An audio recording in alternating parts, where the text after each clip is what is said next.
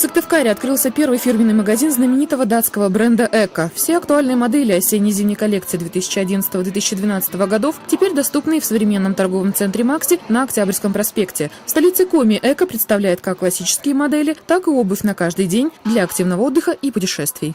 Эти сапоги изготовлены для суровых зимних условий. Самое основное свойство этой модели – то, что используется латексная подошва. У латексной подошвы, в принципе, самое лучшее сцепление, пожалуй, самое лучшее сцепление с поверхностью. Вот она тоже практически вообще не скользит.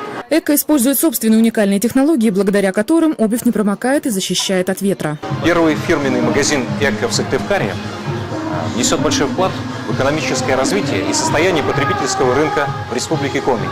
Безусловно, это новые рабочие места и повышение конкуренции на региональном обувном рынке. А «Эко» – это новые технологии в производстве обуви и европейский дизайн в обуви и аксессуарах. В компании прилагают массу усилий, чтобы обувь «Эко» стала любимой обувью теперь и для сыктывкарцев.